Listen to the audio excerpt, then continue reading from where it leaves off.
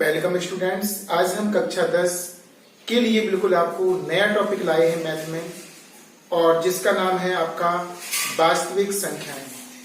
English में बोले तो रियल नंबर। इसके बारे में आपको पढ़ना है, सीखना है, समझना है। पहला आपका मैथ में अध्याय है। तो इसमें सबसे पहले आज का टॉपिक जो है उसमें आपको पढ़ना क्या है, किस तरह से समझेंगे और कैसे हम करेंगे उस पर डिस्कशन करते हैं। तो आपको बता दें, अभी तक जिन बच्चों ने वीडियो मिस की है वो कृपया अब ना करें, क्योंकि आज पहले जो चैप्टर है मैथ का उससे शुरुआत होने वाली है। और शुरुआत के साथ साथ आपको रेगुलर बने रहना है ताकि आप सभी वीडियो को अच्छे से देख पाएं, और देखने के साथ साथ आप लोग अच्छे से सीख पाएं। और भी जो नए बच्चे हैं उनको शेयर कर दीजिए ताकि वो भी हमसे जुड़ सकें, और जिनकी पढ़ाई छूट रही है वो भी अपनी पढ़ाई को सुचारू रूप से चला सकें। तो आज टॉपिक आपका वास्तविक संख्याएं हैं। इसमें पहला टॉपिक है आपका प्रमेयिका। प्रमेयिका ये है क्या? प्रमेय तो हमने पढ़ी है, 9th में भी पढ़ी। तो प्रमेय का माने एक सिद्ध किया हुआ वाक्य, पहले से सिद्ध किया हुआ स्टेटमेंट जो सत्य है, फिर भी उसे सिद्ध करना है सवालों के थ्रू। तो सिद्ध किए हुए कथन का अन्य सवालों में प्रयोग करना प्रमेयिका कहलाता है। प्रमेयिका की डेफिनेशन, प्रमेयिका एक सिद्ध किया हुआ कथन है। सिद्ध किए हुए कथन को अन्य कथन में सिद्ध करने के लिए प्रयोग किया जाता है। ये आपका इंट्रोडक्शन हो गया प्रमेयिका का। किसका हो गया? प्रमेयिका का। इसके बाद आपका आता है यूक्लिड विभाजन प्रमेयिका। ये क्या है? यूक्लिड विभाजन प्रमेयिका। इसके अंतर्गत आपको ऐसी दो धनात्मक पूर्णांक संख्याएं लेना है। ऐसी दो धनात्मक पूर्णांक संख्याएं, एक हमने ए और एक हमने बी, दो धनात्मक पूर्णांक संख्याएं लेनी जो इस प्रकार हैं। ए का मान ग्रेटर देन बी से, ए बड़ा है और बी छोटा है। हमने अपने मन से दो नंबर ले लिए जो धन के हैं और पूर्ण है। पूर्ण मीन्स बटे वाले नहीं है, दशमलव वाले नहीं है। ऐसी संख्याएं यूक्लिड विभाजन प्रमेयिका में अपन को पढ़ना है। अगर ऐसी संख्याएं हैं तो इनके माध्यम से दो अन्य राशियों Q और R को ज्ञात करना यूक्लिड विभाजन प्रमेयिका कहलाती है। दो दिए हुए धनात्मक पूर्णांकों की सहायता से अन्य दो राशियां Q और R, Q और R को ज्ञात करना यूक्लिड विभाजन प्रमेयिका कहलाती है। चूंकि टॉपिक बहुत अच्छा है, इंपोर्टेंट है, भाषा के थ्रू है, भाषा इसमें ज्यादा से ज्यादा आपको हमारी सुनना है, लेक्चर सुनना है, ताकि आपको बहुत ही अच्छा समझ में आए और आप लोग क्वेश्चन में जो डर रहता है वो डरे ना। तो ए और बी संख्या के लिए हम इस तरह एक स्टेटमेंट लिख सकते हैं, ए बराबर बी क्यू प्लस आर, और जहां पर आर जो है वो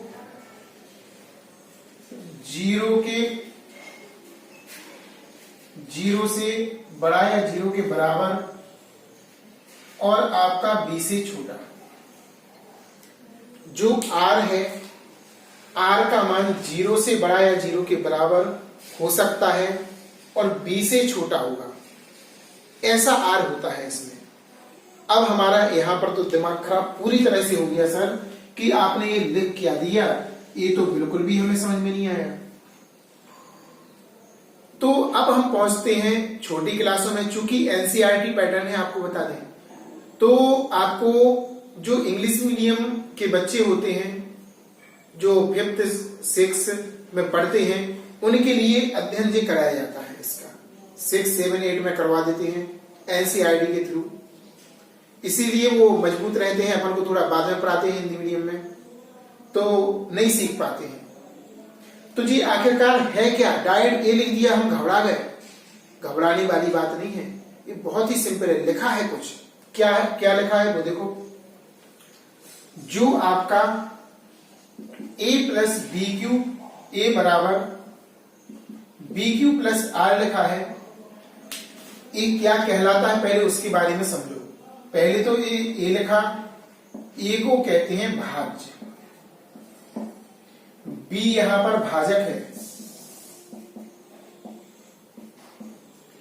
क्यू यहां पर भागफल है,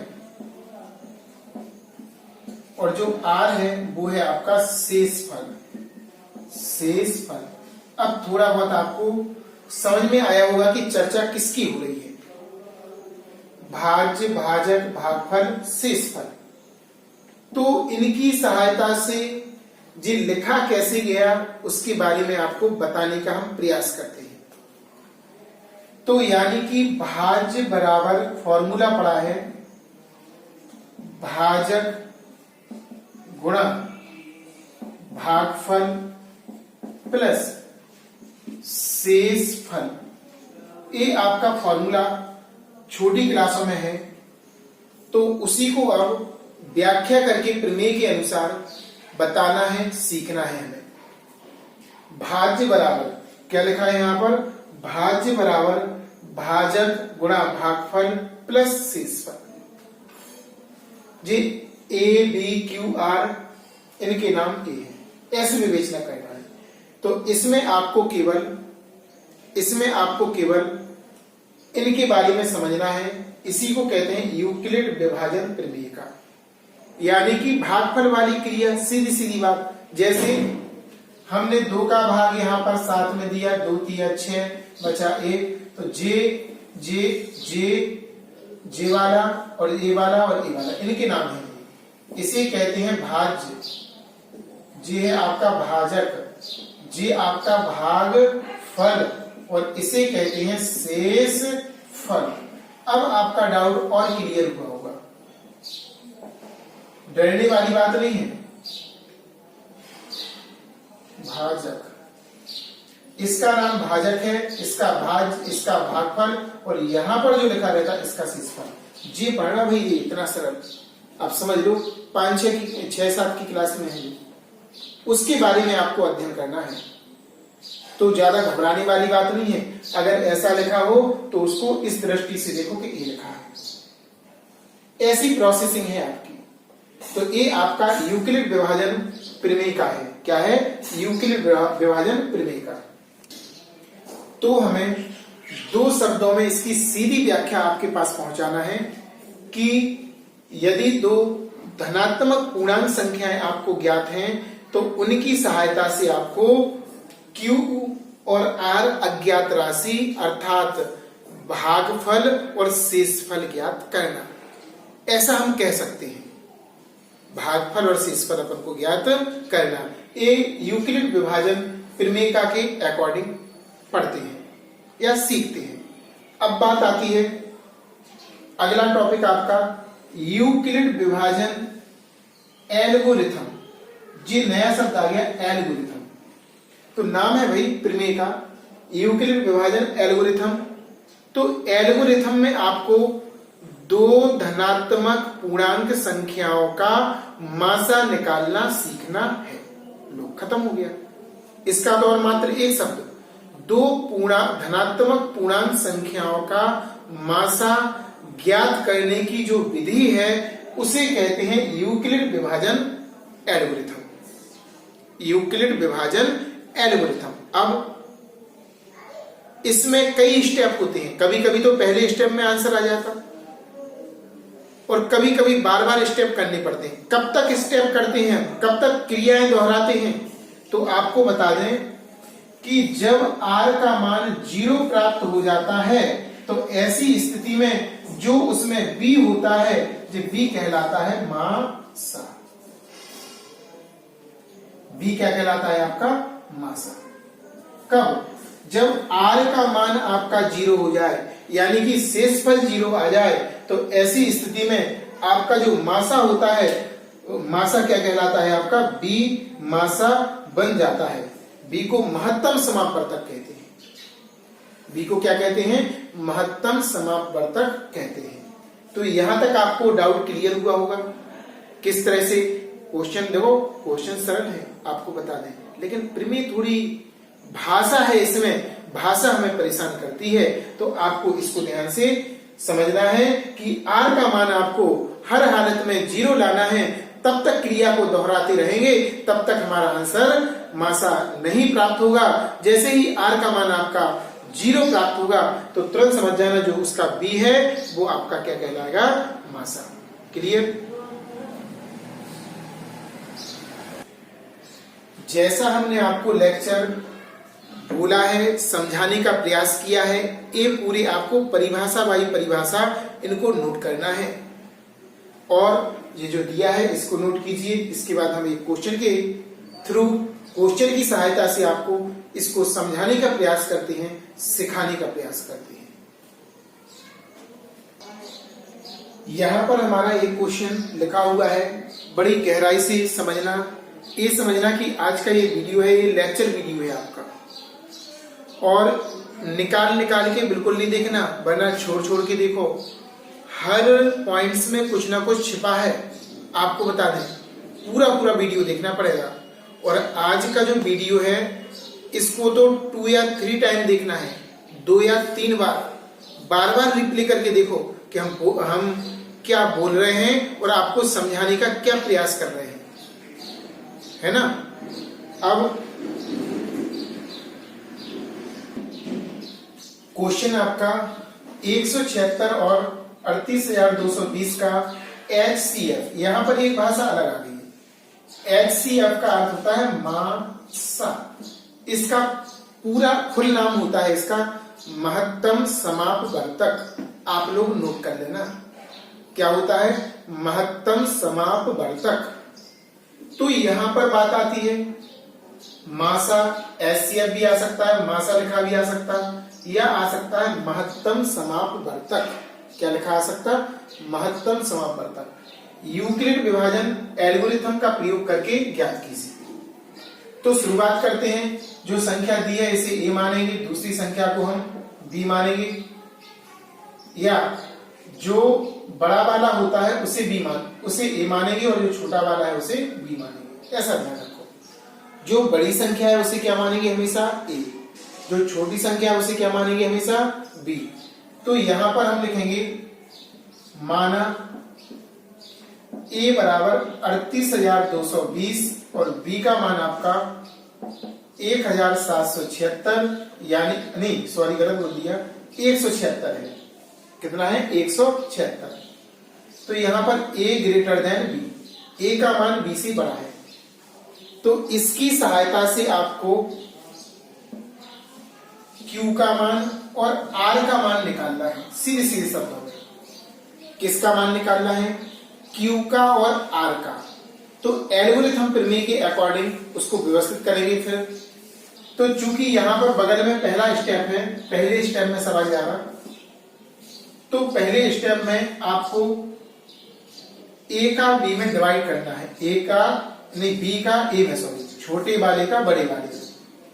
तो 176 का डिवाइड हम 38,220 में करेंगे, क्या प्राप्त होता है। उसके बाद हम लैंग्वेज को दोबारा से रिप्लाई करेंगे, क्या है ये, हो रहा है, मासा आ रहा है कि नहीं, कि आगे बढ़े। कई स्टेपों में सवाल जाता है, कभी कभी तो आसानी पूर्वक आ जाता है, और कभी कभी हमें बार बार करनी पड़ती है क्रिया, लेकिन एक ही क्रिया को बार बार करेंगे।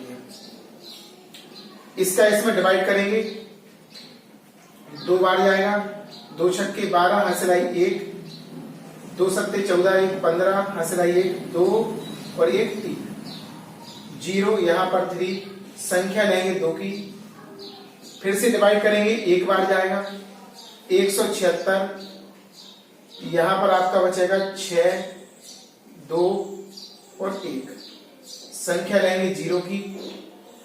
अब हमारा 17 का टेबल पढ़ना है कि इससे ज्यादा ना हो जाए, ठीक है ना। तो अब यहां पर 7 बार इसमें भाग जाएगा, इसका 7 का गुणा करेंगे, 7 42 की 2, हासिल आएंगे 4, 7 49 और 4 53, हासिल आएंगे 5, 7 और 5 आपका हो जाएगा 12, यहां से 8 बचेगा, यहां से 2। इस प्रकार आपका जो शेषफल है, शेषफल आपका 28 प्राप्त हुआ, जिसे कहते हैं R। और जो भागफल है, भागफल जिसे हम Q कहते हैं, वो आपका 217 प्राप्त हुआ। कितना प्राप्त हुआ? 217। अब हम इसे व्यवस्थित लिखेंगे, चूंकि फॉर्मूला होता A बराबर B into Q plus R। ऐसा फॉर्मूले के अकॉर्डिंग A का मान है 38,220 बराबर आपका B का मान 176 गुणा Q का मान आपका प्राप्त हुआ, वहां से Q का मान आपका प्राप्त हुआ 217 और प्लस R का मान आपका 28 प्राप्त हुआ। R का मान कितना हुआ? 28। तो यहां पर लिखेंगे Q बराबर आपका 217 और R बराबर आपका प्राप्त हुआ 28। कितना प्राप्त हुआ? 28। तो यहां पे लिखेंगे R बराबर R नॉट इक्वल टू 0, ऐसे लिखेंगे। R का मान कितना प्राप्त हुआ आपका? 28, और 28 प्राप्त हुआ तो हम लिखेंगे R नॉट इक्वल टू 0। क्या लिखेंगे? Not equal to 0। अतः हम कह सकते हैं कि यहां पर जो B है, इसका तात्पर्य है कि B बराबर यहां पर आपका 176 था, B बराबर 176 मासा नहीं है। अब क्या करेंगे हम? अब पुनः स्टेप दोहराएंगे और आगे बढ़ेंगे। हम क्या बढ़ेंगे? आगे। अब हमारा दूसरा स्टेप कैसा होगा, उसके बारे में हम समझते हैं। तो इसमें हमें क्या करना है, जरा ध्यान से देखना। इसमें आपको अब जो आपका B है, इसमें जो B प्राप्त हुआ, ध्यान से समझना। अतः B बराबर आपका कितना था? 176। B बराबर 176 जो भाज्य बन जाएगा, नया भाज्य बन जाएगा। जो नया भाज्य बन जाएगा, जो क्या बन जाएगा? नया भाज्य। और नए भाज्य को क्या बोलेंगे अपन? नया भाज्य आपका हो जाएगा A। नया भाज्य भी लिख सकते हैं। नया भाज्य बराबर 176, नया भाज्य बराबर 176 तथा जो R था, R बराबर आपका 28 प्राप्त हुआ था। R जो कि 28 प्राप्त हुआ था, जो नया भाजक बनेगा, नया भाजक बन जाएगा, नया भाजक बन जाएगा। तो यहां पर हम नया भाजक बराबर आपका 28 प्राप्त हो गया। क्या प्राप्त हो गया? 28।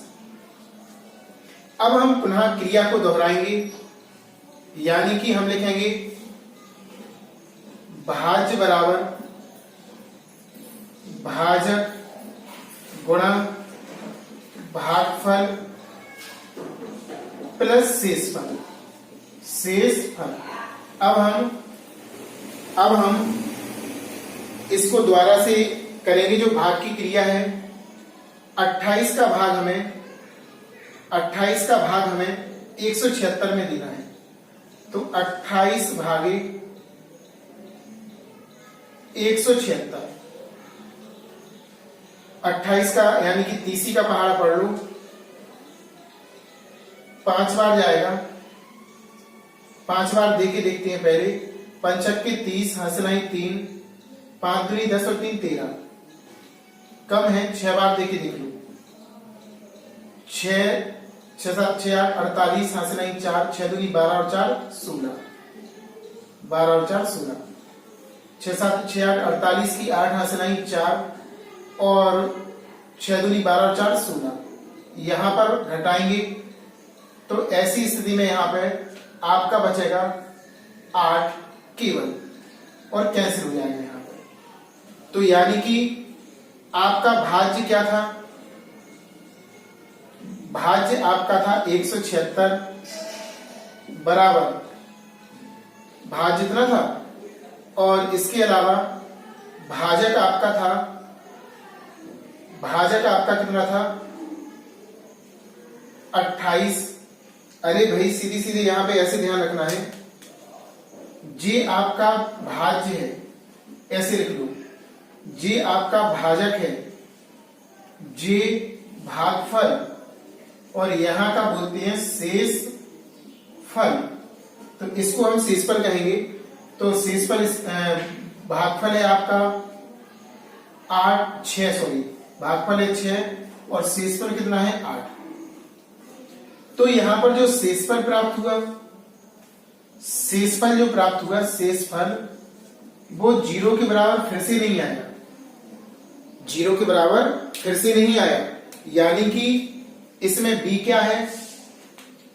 इसमें b आपका, या ऐसा समझ लो कि जो यहां पे भाजक होता वो मासा कहलाता है। तो यहां पर हम लिखेंगे अतः भाजक b बराबर 28 मासा नहीं है। बार बार इसी लैंग्वेज को दोहराना है। यहां पर भी कह सकते थे, इसका तात्पर्य है जी आपका भाजक है। क्या है जी? भाजक। भाजक भी इसका मासा नहीं है। ऐसे ही एक बार किया, 2 बार किया, नहीं आया। अब फिर से करेंगे। अब हम लिखेंगे नया भाज्य, नया भाज्य और नया भाजक। नया भाज्य और नया भाजक कौन होता है? नया भाज्य और नया भाजक। तो जो आपका शेषफल होता, जो क्या होता? शेषफल। इस तरफ हम मिटाते हैं, जरा ध्यान से देखना। बहुत ही अच्छा क्वेश्चन है, एक सी क्रिया बार बार करना है। तो यहां पर लिखेंगे शेषफल जो है वो बनेगा नया भाजक, और जो भाजक था वो बनेगा, जिस शेषफल था वो बना नया भाजक, और जो भाजक था वो बनेगा नया भाज्य। यानी कि भाजक शब्द आपको यहां पर भाजक शब्द बता रहा, और जो भाजक बता रहा है जे आपका हो जाएगा बी अपनी भाषा में, और भाज्य आपका हो जाएगा ए। भाज्य क्या हो जाएगा आपका? ए। कोई समस्या तो नहीं है यहां तक?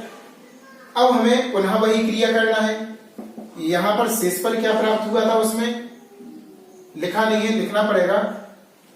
शेषफल आपका आया, शेषफल यहां पर 8, और आपका भागफल आपका यहां पर 6 प्राप्त हुआ। भागफल आपका क्या प्राप्त हुआ? 6। और आगे ये भाजक और भाज्य तो दिए ही थे उसमें। तो भाजक उसमें दिया था आपका, शेषफल क्या आया उसमें? शेषफल आपका आया 8 कर दिया। और जो भाजक लिखा था इसमें, उसमें भाजक क्या था जी? भाजक बन जाएगा आपका भाज्य। तो भाजक आपका 28 है। क्या है? 28। पुनः वही भाग की क्रिया फिर से दोहराएंगे हम। यानी कि आपको छोटे वाले का बड़े वाले में भाग देना। 8 का भाग देंगे 28 में, 3 बार जाएगा, 8 3 24, यहां पर 4 प्राप्त होगा। फिर से देखो, आपको ध्यान रखना है कि किसको क्या बोलते हैं, घबराना नहीं है। इसको आप भाज्य कहते, ऐसे अभी पेंसिल से लिख लेना जब तक आपको समझ में ना आए। जे आपका भागफल, लेकिन सॉल्यूशन में नहीं लिखना है। जे आपका है शेषफल और जे आपका है भाजक। क्या है आपका? भाजक। तो फिर से लिखेंगे, शेषफल आपका प्राप्त हुआ, शेषफल बराबर 4। आपको शेषफल देखना है और शेषफल आपका नॉट इक्वल टू 0। शेषफल आपका नॉट इक्वल टू 0 आया। इसका अर्थ ये हुआ कि ये जो इसका भाजक है वो इसका मासा नहीं है, भाजक है, भाजक है। जो इसका भाजक है, अतः भाजक 8 मासा नहीं है। यहां तक हो गया कंफर्म। अब पुनः वही क्रिया, 2 स्टेप किए जाते, आपको भाज्य ढूंढना पड़ता है और भाज्यक। तो नया भाज्य और नया भाजक। तो भाज्य बड़ा होता है और देखते किन किन में है, देखो रेड पेन लगाते हैं, जरा ध्यान से देखना। ये नई क्रिया कहाँ देखते, इसको और इसको। देखो यहां पर भी इसको देखा था और इसको देखा था, बार बार इन दोनों को देखना है आपको, है ना। पहले तो आप यहां पे लिख लो, सूत्र लिखेंगे, भाज्य बराबर भाजक गुणा भागफल प्लस शेषफल। शेषफल तो मान रखेंगे, भाज्य का मान क्या है यहाँ पर 28, भागफल आपका, भाजक आपका 8 है, भागफल 3 और शेषफल कितना है आपका 4। तो यहां पर आपको ध्यान देना है, नया भाज्य और नया भाज्य। नया भाज्य, तो नया भाज्य आपका क्या होगा, अभी आज चर्चा हुई थी, देखो नया भाज्य आपका हो जाएगा बड़ी संख्या जो भाजक है। इसका क्या है, भाजक। तो भाजक क्या था इसका, 8 था। और आपको नया भाजक करना है, ये तो भाजक है, और नया भाजक कहलाता शेषफल। तो शेषफल क्या है आपका यहाँ पर 4। तो इसको ध्यान देना है, इसको क्या देना है आपको, तो यहाँ की संख्या में पुनरावृत्ति करके बार बार क्वेश्चन को स्टेप बाय स्टेप करना है। भाषा एक बार आप लोग समझ लेना। थोड़ा सा और बचा है, इसके बाद वीडियो फिनिश हो जाएगा। तो यहां पर एक बार पुनः करते हैं और अब आंसर ही आने वाला है इस स्टेप में। फिर से क्रिया करेंगे भाग की, छोटे का बड़ी में देंगे, 4 का 8 में, 4 दूनी 8, शेषफल यहाँ पर 0 प्राप्त हो गया ना। तो एक क्रिया तब तक करते हैं हम जब तक कि शेषफल r का मान 0 प्राप्त ना हो जाए। और r का मान 0 प्राप्त हो गया, r का मान क्या हो गया, 0 प्राप्त हो गया, तो जो शेषफल है जी कहलाएगा, जो भाजक है वो कहलाएगा आपका मासा। जो भाजक है वो क्या कहलाएगा आपका मासा। तो यहां पर हमने लिखा शेषफल r बराबर 0, शेषफल r बराबर 0 प्राप्त हो गया, और 0 प्राप्त हो गया, अतः भाजक बराबर मासा होगा। और इसका भाजक क्या है, जी कहलाएगा भाजक, जे भाज्य और जे भागफल, और इसको तो जानते ही क्या बोलते हैं, शेषफल। तो भाजक क्या है इसका 4, तो आंसर आपका क्या आ जाएगा 4। इस प्रकार से क्वेश्चन को हम कर सकते हैं और सीख सकते हैं। बहुत ही सिंपल है। एक स्टेप आपको देखना है, पहला वाला, अगर 0 आया तो डायरेक्ट ऐसा लिख देंगे, अगर 0 नहीं आया तो उसी स्टेप में संख्याएं चेंज होंगी, बार बार दोहराएंगे उसी स्टेप को। किस किस को लेकर, यहां का और यहां का, यहां का यहां का, जी आपका भाजक बनेगा और जी हमेशा भागफल बनेगा नए स्टेप के लिए। किसके लिए? नए स्टेप के लिए। तो इस तरह से इसकी क्रिया करते हैं। शायद आपको समझ में आया होगा। कोशिश हमारी पूरी रही आपको समझाने की। एक या दो क्वेश्चन यहाँ पर लिखते हैं, उनको सॉल्व करके भेजना है। संख्याएं चेंज होंगी, भाषा ऐसी ही होगी, है ना। प्रैक्टिस करना है। वीडियो को 2 या 3 बार देखें ताकि आपको अच्छे से अच्छा समझ में आए और सीखें। क्वेश्चन नंबर दूसरे के 4 भाग दिए हुए हैं। इन क्वेश्चनों को होमवर्क के तौर पर आपको सॉल्व करना है। इस और इसका आपको यूक्लिड विभाजन एल्गोरिथम प्रमेय की सहायता से एचसीएफ यानी कि मासा या महत्तम समावर्तक ज्ञात करना है। स्टेप आपको समझ में आए होंगे, है ना। और नहीं आए हैं तो प्रैक्टिस करना है आपको। कब तक? जब तक आपको समझ में ना आए। ऐसे ही दूसरा क्वेश्चन 196, 38,220, 867 और 255, 180 और 252। यहां पर ये देखना है जो आपका बड़ा है उसे ए कहेंगे, छोटे वाले को बी, बड़े वाले को ए, छोटे वाले को बी, बड़े वाले को ए, छोटे वाले को बी, बड़े वाले को ए, छोटे वाले को बी। ऐसा नहीं कि क्रम हमने ऐसा बताया, आगे पीछे लिखे हो सकते हैं। आपको पहले उसको समझना है और समझने के बाद फिर करना है। थोड़ा सा एक क्वेश्चन छोटा सा आपको इंट्रोडक्शन के तौर पर पुनः बताते हैं, उसको देखिए। उसके बाद आप लोग इन क्वेश्चनों को करना है सॉल्व और कमेंट्स बॉक्स में आंसर देना है। लाइक और शेयर भी करना है ताकि अधिक से अधिक बच्चों तक वीडियो पहुंचे। एक छोटा सा क्वेश्चन है आपका 5 और 40 का। आपको महत्तम समावर्तक निकालना है। स्टेप वही रहेंगे यूक्लिड विभाजन एल्गोरिथम से।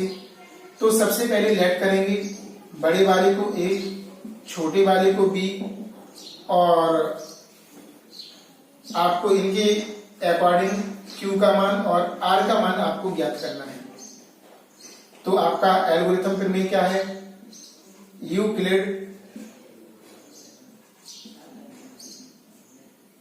यूक्लिड विभाजन एल्गोरिथम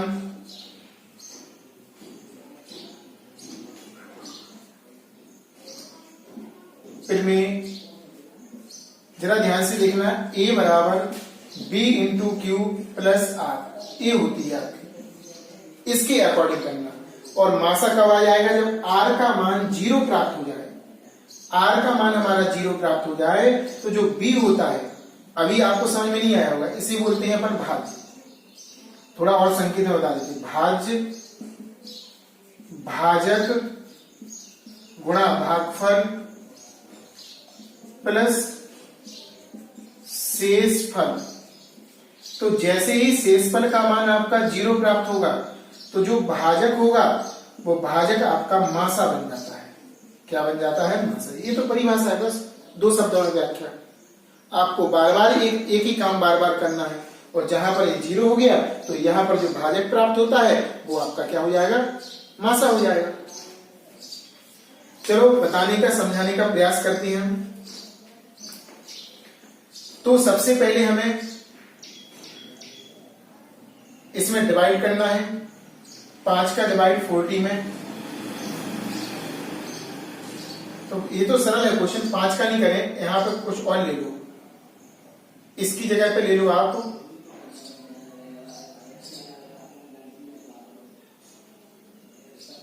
इसको ना लेकर कुछ और ले लो। जैसे हमने 10 ले लिया यहां पर और यहां पर ले लिया 35, ये चल जाएगा क्वेश्चन।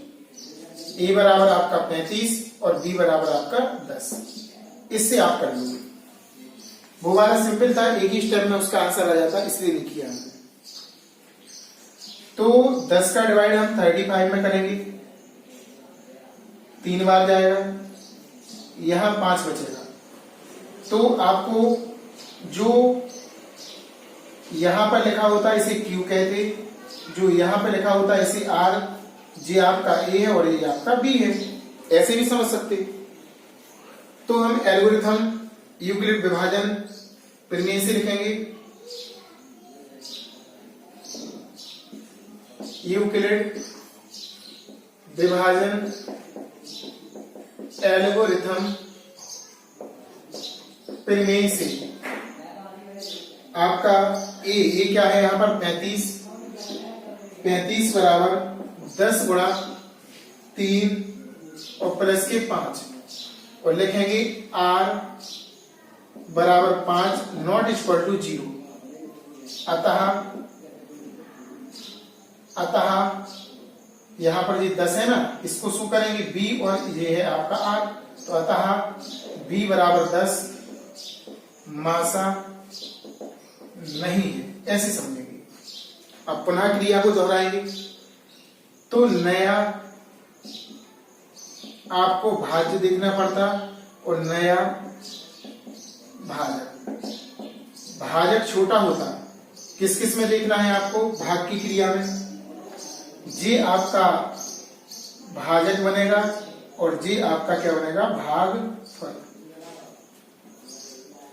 तो भागफल नहीं, सॉरी, भाज्य, नया भाज्य बनेगा, नया। और जी नया, इससे मतलब नहीं है जो पहले जो क्वेश्चन हो चुका उसको भूल जाओ। तो यहां पर आपका 10 और यहां पर आपका 5 आएगा। अब जे आपका ए का काम करेगा और ए करेगा आपका बी का, है ना। तो फिर से यहां पर 5 का भाग हम 10 में देंगे, 5 दूनी 10। अब यहां पर 0 आ गया, यानी जो r का मान है वो क्या आ गया, 0। तो जी कहलाता है b, ये क्या कहलाता b, b इसका मासा हो जाएगा। तो लिखेंगे r बराबर 0 प्राप्त हो गया, अतः b बराबर 5